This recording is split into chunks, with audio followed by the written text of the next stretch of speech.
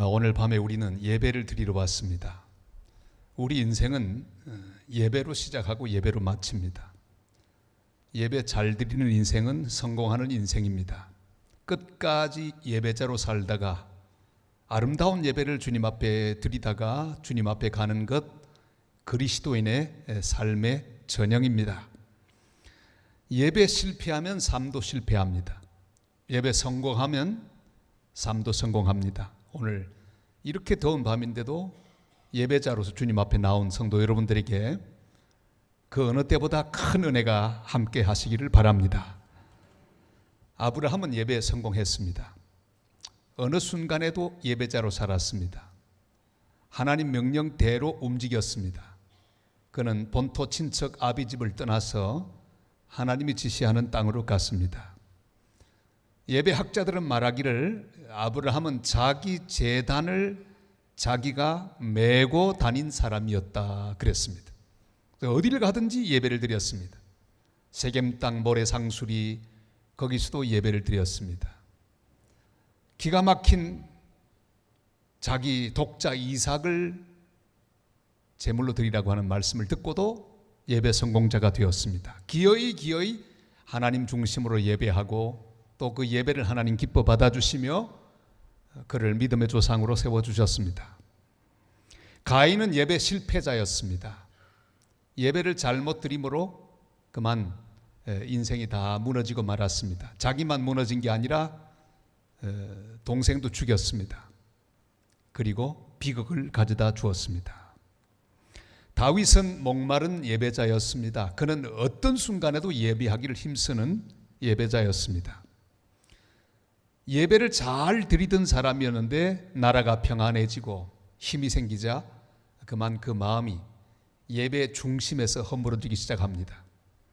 하나님만을 제일로 여기고 섬기는 예배자가 되어야 될 것인데 어느덧 군대 머리수를 세는 사람이 되고 말았습니다. 우리가 얼마쯤 될까? 전쟁을 잘하려면 군사가 많아야 될 텐데 그런 마음으로 사람의 숫자를 세는 그런 사람이 되고 말았습니다. 예배보다 군대 숫자에 마음이 더 가 있을 때 그는 예배 실패자가 되고 말았습니다. 인구 조사를 하는 다윗의 마음은 예배자의 마음이 아니었습니다. 그래서 그가 잘못함으로 무려 7만 명이 죽었습니다. 여러분, 나 하나 잘못하면 다른 사람에게도 좋지 못한 영향을 미칠 수 있는 법입니다.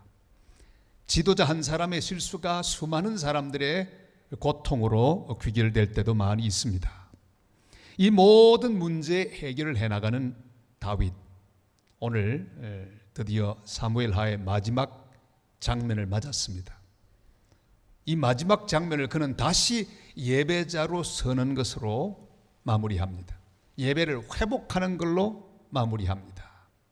참된 예배자가 어떻게 예배를 회복해 나가는가 하는 그 과정을 오늘 본문을 통해 볼 수 있기를 바랍니다. 자, 7만 명이 지금 막 죽어가고 있습니다. 이 심판을 책임진 천사가 사람들을 막 죽입니다. 막 사람들이 죽어나가고 비명소리가 가득합니다. 피냄새가 가득합니다. 근데 우리 하나님께서 말씀합니다. 족하다, 이제는 족하다, 네 손을 거두라, 그렇게 말씀하고 있습니다. 그만 죽이라 말이죠. 이제 됐다, 그렇게 말씀하고 계십니다. 우리 16절을 다 같이 읽겠습니다.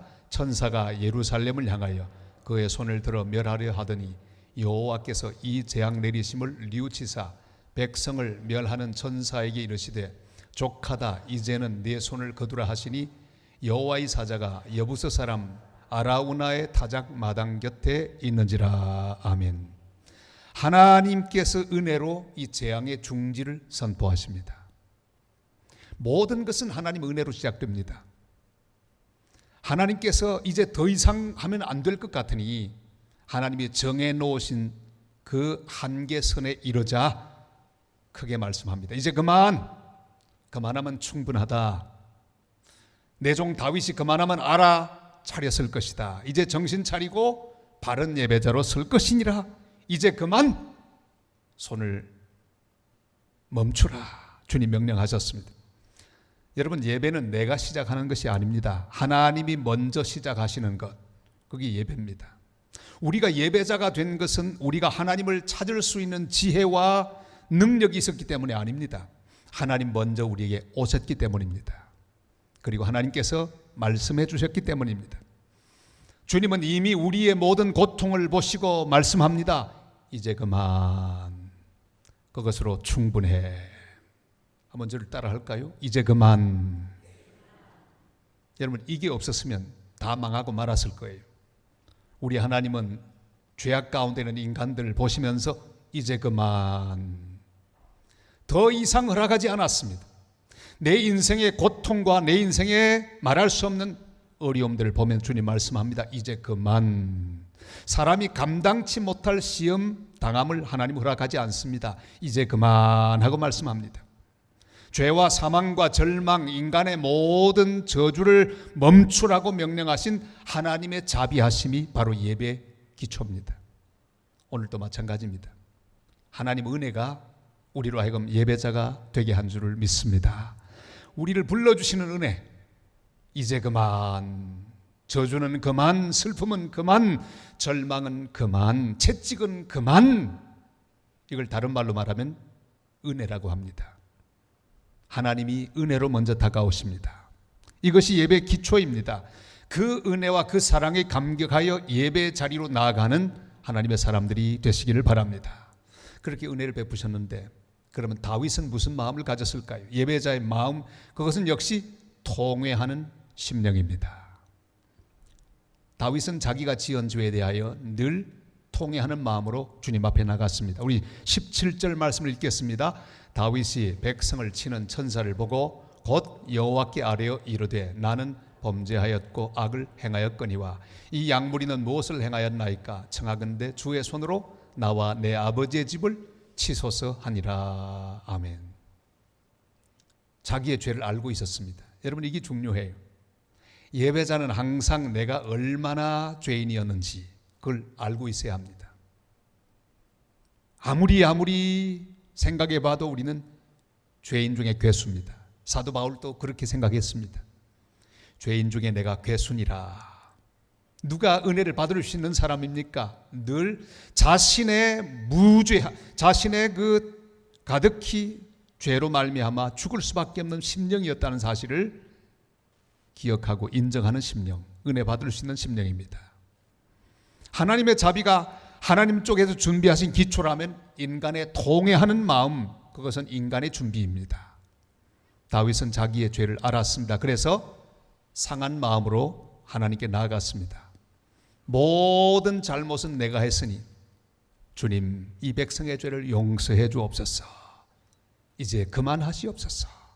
백성들에게는 그만두고 저와 저의 가문에 내려주시옵소서.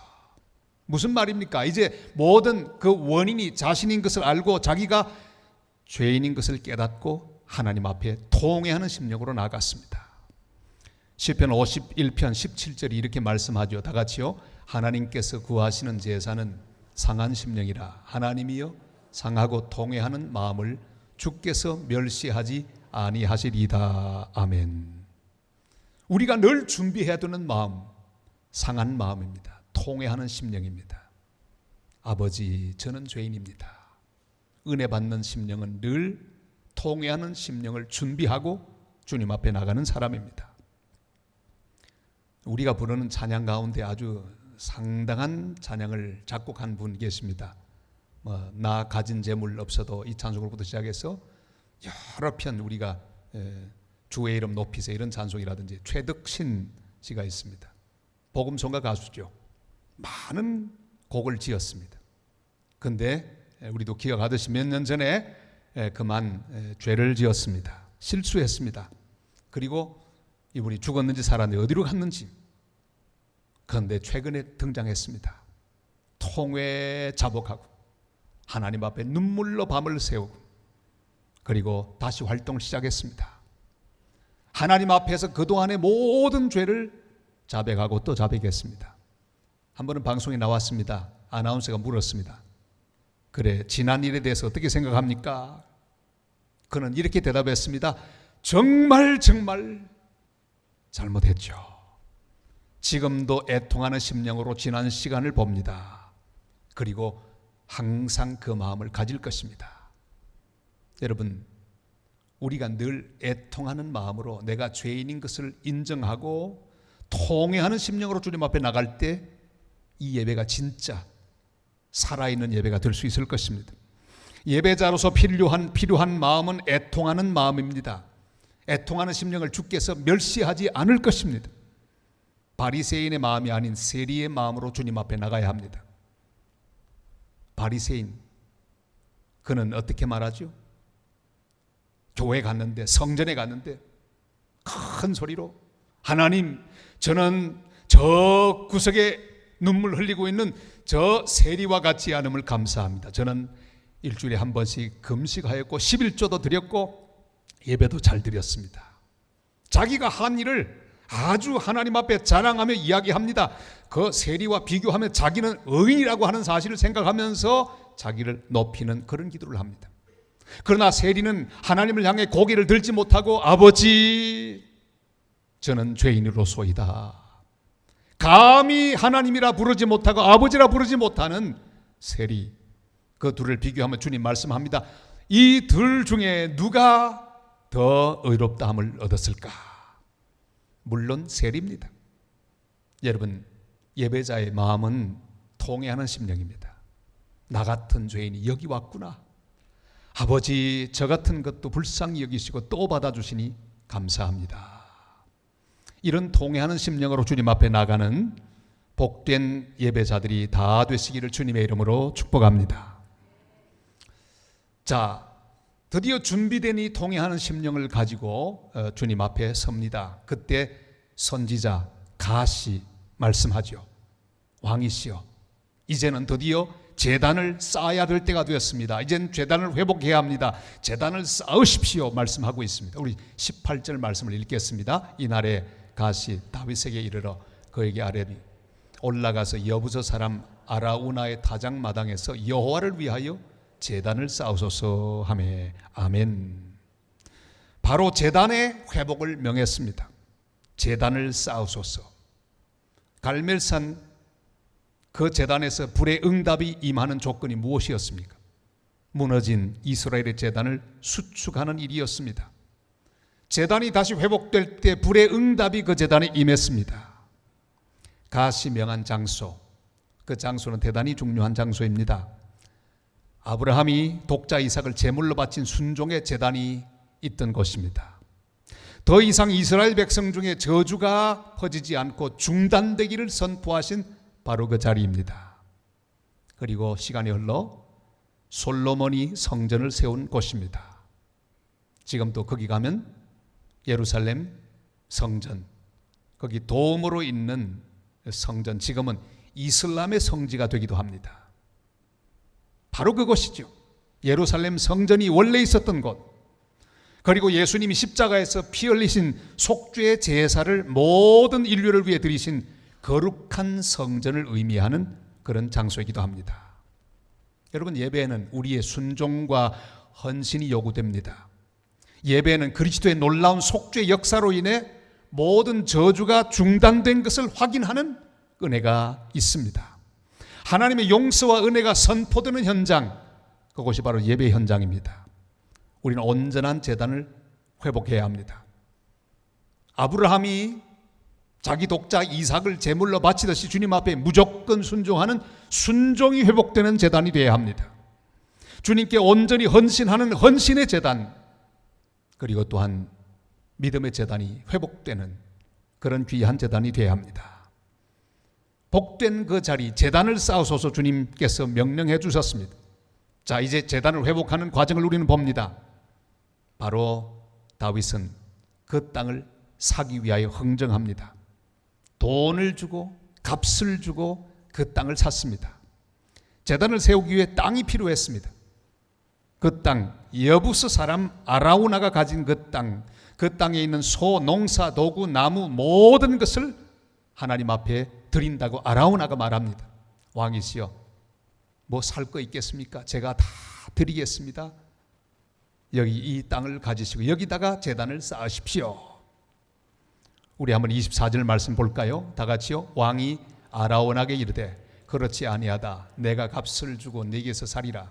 값 없이는 내 하나님 여호와께 번제를 드리지 아니하리라 하고 다윗이 은 50세겔로 타작마당과 소를 사고. 공짜가 아닙니다. 물론 공짜로 취하라고 말하지만 다윗은 그것을 원치 않았습니다. 여러분, 공짜는 안 됩니다. 값을 주어야 합니다. 대가가 지불돼야 합니다. 신앙생활은 주님의 은혜로 시작되었습니다. 모두 주님이 하셨습니다. 믿기만 하면 구원을 받습니다. 공짜인 것처럼 보입니다. 그러나 공짜가 아닙니다. 주님이 너무너무 값비싼 대가를 십자가에 지불하셨습니다. 주님은 그 모든 대가를 지불하시고 우리에게 은혜로 구원을 주셨지만 우리가 받는 그 은혜는 절대로 값싼 은혜가 아닙니다. 엄청나게 비싼 대가가 지불된 은혜입니다. 그리고 우리도 그 대가를 지불해야 합니다. 다윗은 은 50세겔을 주고 아라우나의 타작마당을 샀습니다. 그리고 그곳에 제단을 세웠습니다. 장차 여기에 성전도 세워지게 될 것입니다. 여러분, 우리는 주님 앞에 우리의 귀한 가치를 드려야 합니다. 공짜로 구원받았지만은 예배자는 공짜로 예배하면 안 됩니다. 은혜는 공짜로 받았지만 나의 정성과 나의 가치와 나의 모든 힘을 다 바쳐서, 사랑을 다 바쳐서 예배하는 복된 예배자들이 되시기를 바랍니다.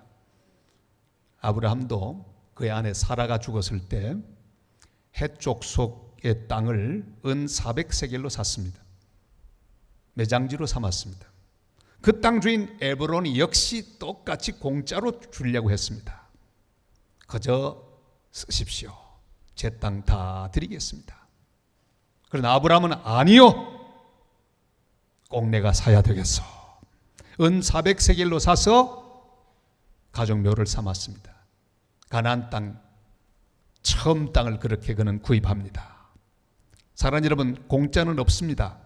구원은 공짜로 받지만 성도의 삶은 공짜가 아닙니다. 저를 한번 다 따라할까요? 구원은 공짜로 받지만 우리의 삶은 공짜가 아닙니다. 여러분, 공짜 너무 좋아하지 마십시오. 헬라에 지혜로운 왕이 있었습니다. 한 번은 자기 신하들에게 명령합니다. 지금부터 이 도서관에 있는 책을 전부 다 읽고 딱 한 줄로 이 도서관에 있는 책의 내용을 요약해서 내게 가져오너라. 부지런히 읽었습니다. 다 읽고 또 읽었습니다. 여러분, 그 많은 책을 요약해서 한 줄로 어떻게 씁니까? 왕은 기다리고 있습니다. 그런데 과연 한 지혜로운 신하가 딱 요약을 해서 가져왔습니다. 왕이시여, 제가 보기에는 이것이 답입니다. 뭐냐? 세상에 공짜는 없다. 여러분, 무슨 책을 읽어도 다 마찬가지, 공짜는 없는 거예요. 공짜 좋아하지 마십시오. 오직 믿음으로 구원받는 것, 이 은혜가 공짜일 뿐 우리의 삶, 주님을 향해 걸어가는 모든 것은 다 대가가 지불돼야 합니다. 심지어 오늘 예배 드리는 이것도요, 더운 가운데 참고 나오는 대가를 지불하고 여기 왔습니다. 전부 대가가 지불돼야 합니다. 저도 그냥 설교하는 줄 아십니까? 앉아 지금 설교를 한 30년쯤 하면 도가 통하지 않겠습니까? 아니에요. 더운 가운데다 앉아 기도하면서 준비하고, 대가가 지불되지 않은 예배는 예배가 아닙니다. 모두 대가가 지불돼야 합니다. 오늘 우리 오륙동산 찬양할 때도 보니까 공짜로 된 게 아니더라고요.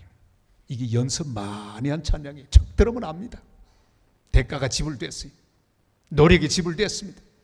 그래서 여러분, 예배라고 하는 그 단어 뜻이 뭔지 아십니까? 영어로 말하면 worship입니다.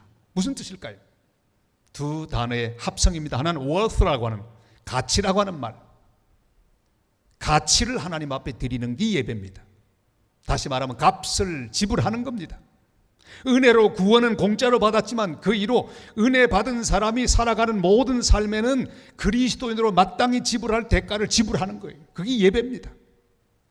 예배는 나의 가치를 드리는 행위입니다. 그 내 목소리를 드립니다. 그리고 헌금을 이렇게 드립니다. 하나님, 주님이 주신 귀한 물질을 드립니다. 내 정성을 드립니다. 내 시간을 드립니다. 나의 모든 재능을 주님 앞에 드립니다. 그게 바로 예배죠. 가치 있는 것을 드리는 것을 의미합니다. 우리는 주님 앞에 날마다 예배자로 살아야 합니다. 시간과 돈과 재능, 삶의 가치, 목적들을 다 주님 앞에 드려야 합니다. 다윗처럼 내가 지불할 대가를 지불하며 예배하는 참된 예배자들이 다 되시기를 주님의 이름으로 축복합니다.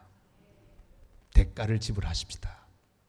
주님이 기뻐 받으시는 온전한 예배는 내 헌신과 또 내 모든 삶과 내 귀중한 보물과 내 모든 시간과 나의 모든 우선순위, 그 귀한 것들을, 귀한 자리들을 주님 앞에 드리면서 헌신할 때만 온전한 예배가 이루어지는 것을 우리는 믿습니다. 드디어 다윗은 제단을 쌓고 아름다운 제단을 하나님 앞에 예배 제단으로, 향내나는 제단으로 드리기 시작합니다. 그때 드려진 제사가 어떤 제사였습니까? 오늘 여기 말씀하고 있습니다. 번제와 화목제를 드렸더라 그랬습니다. 우리 25절 말씀을 다 같이 읽습니다. 그곳에서 여호와를 위하여 제단을 쌓고 번제와 화목제를 드렸더니 이에 여호와께서 그 땅을 위한 기도를 들으심에 이스라엘에게 내리는 재앙이 그쳤더라. 아멘. 여러분, 제단이 세워지면 그곳에서 드려지는 예배는 두 가지입니다. 첫째는 번제요, 또 하나는 화목제입니다. 이 두 예배를 우리는 늘 기억해야 합니다. 번제는 바로 하나님과 인간의 화목을 위하여 드리는 제사입니다. 이미 예수님께서 갈보리 십자가 위에서 우리를 위하여 번제 제물로 드려지심으로 우리를 하나님과 더불어 화목하게 하셨습니다. 이미 번제는 다 이루어졌습니다. 주님 앞에 나갈 때 예수 그리스도의 피공로로 이 번제를 우리는 다시 기억하고 그 가치, 그 능력이 내 심령 가운데 흐르게 할 수 있습니다. 주님, 저를 위하여 번제물이 되신 것을 찬양합니다. 그래서 예수 그리스도의 이름으로 나가 죄 사함을 받고 예수 그리스도의 이름으로 기도하고 예수 그리스도의 이름으로 우리 주님 앞에 헌신합니다. 이미 번제는 완성되었습니다. 우리는 언제든지 주님의 십자가의 공로로 주 앞에 나가서 아빠, 아버지라 부를 수 있는 은혜를 받았습니다. 히브리 10장 22절이 말씀하죠. 다 같이요. 우리가 마음의 뿌림을 받아 악한 양심으로부터 벗어나고 몸을 맑은 물로 씻음을 받았으니 참 마음과 온전한 믿음으로 하나님께 나아가자. 아멘. 이미 우리는 뿌림을 받았습니다. 악한 양심으로부터 벗어났습니다. 맑은 물로 씻음을 받았습니다. 예수 그리스도의 보혈로 깨끗함을 받았습니다. 이 믿음으로 주님 앞에 나가야 합니다. 이것이 바로 우리가 누려야 할 번제 내용입니다. 우리는 하나님의 거룩한 은혜로 아바 아버지라 부르는 하나님의 친자식들이 되었습니다. 로마서 8장 15절 말씀 다 같이요. 너희는 다시 무서워하는 종의 영을 받지 아니하고 양자의 영을 받았으므로 우리가 아빠 아버지라고 부르짖느니라. 아멘. 그렇습니다. 오늘 이 밤에도 우리는 주님 앞에 나와서 아빠라고 부릅니다. 아빠 아버지라 부릅니다. 한번 하세요. 아빠. 하나님을 그렇게 불러라고 말씀하고 있죠. 아빠 아버지. 자기 친아버지만을 향하여 부를 수 있는 용어입니다. 아빠 아버지. 아바 아버지는 바로 아빠 아버지와 똑같은 뜻입니다. 우리는 그리스도의 놀라운 번제로 말미암아 이렇게 하나님을 친아버지로 부르는 하나님의 친자녀들이 되었습니다. 화목제는 무엇입니까? 화목제는 구원을 받고 죄의 사함을 받은 하나님의 백성들이 날마다 하나님과 교제하기 위하여 기쁨으로 예배하는 삶을 의미합니다. 여러분, 우리는 이미 은혜로 번제를 드린 사람이 되었습니다. 죄 사함을 받은 사람이 되었습니다. 그러나 매일매일 화목제를 드려야 합니다. 화목제는 뭘까요? 매일매일 주님과 교제하는 예배입니다. 그래서 새벽에도 교제하고 수일 오늘 이 밤에도 와서 교제를 나눕니다. 그리고 주일날 또 주님 앞에 나와 교제합니다. 하나님과 더불어 사귀는 예배예요. 여러분, 우리가 드리는 예배 가운데 이 번제 성격이 있고 또한 화목제의 성격이 있습니다. 주님과의 관계가 밀접한 가운데 마치 친구가 만나 대화하듯이 마치 사랑하는 사람이 만나서 사랑의 말을 나누듯이, 그게 바로 화목제의 의미입니다. 하나님 앞에 거리끼는 것이 있으면 안 됩니다.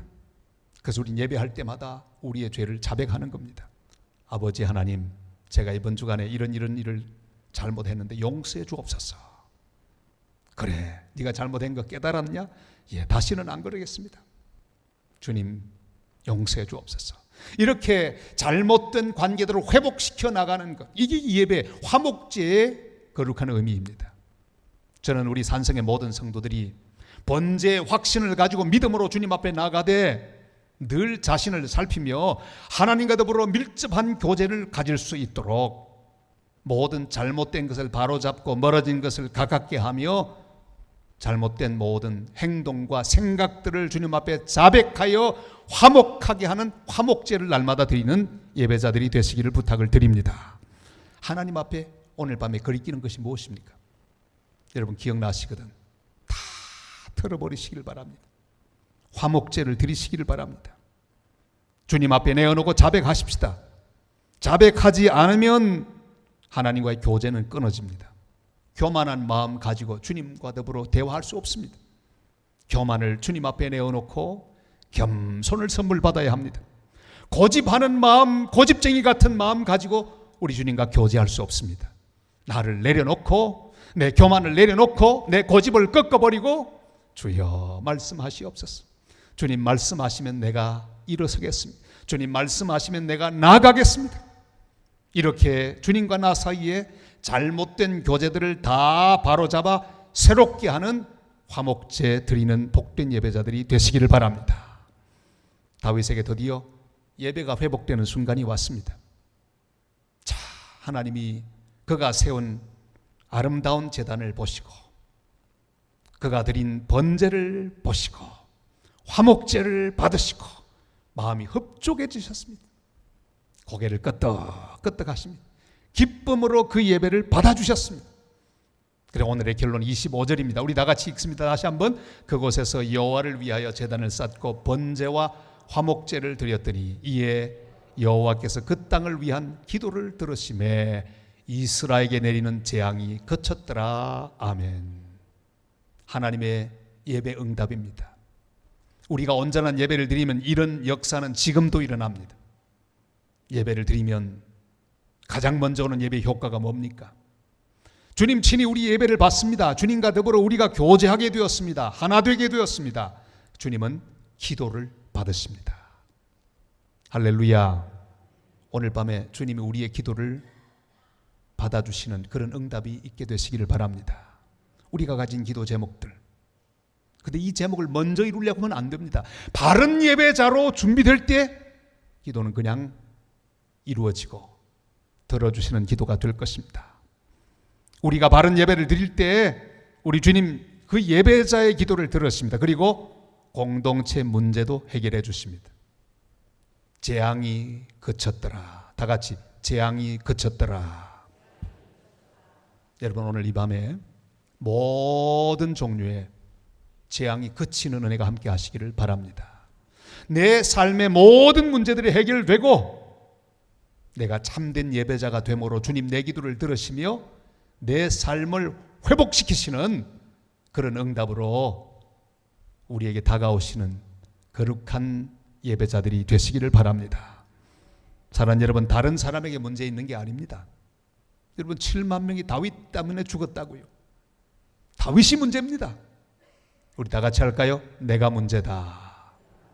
이게 예배자가 받는 가장 큰 은혜입니다. 내가 문제다. 그리고 내가 예배자가 됩니다. 근데 우리는 자꾸만 다른 사람 생각하죠. 저 사람만 좀 회개하면 되겠는데, 저 사람만 좀 잘 되면 되겠는데, 왜 저 인간이 저렇게 하나님 앞에 바로 서지 못해서 우리가 이렇게 어려운가? 이건 잘못된 생각입니다. 내가 문제입니다. 내가 바른 예배자로 서면, 목마른 예배자로 주님 앞에 나가고 내가 회개하고 내가 먼저 바로 서고 참된 예배를 드리면 나 때문에 공동체 문제가 해결되고 나 때문에 다른 사람도 복을 받고 나 때문에 모든 재앙도 그치고 나 때문에 회복되는 역사가 일어나게 될 것입니다. 내가 나의 가치를 드려야 합니다. 그리고 중보해야 합니다. 그러면 주님께서 이 땅을 고치시고 회복시켜 주실 것입니다. 이런 예배자, 이런 목마른 예배자, 회복시키는 예배자, 내가 먼저 참된 예배자가 되므로 모든 관계를 회복시키고 또한 공동체까지 회복시키는 다윗 같은 이 시대의 목마른 예배자들이 다 되시기를 주님의 이름으로 축복합니다.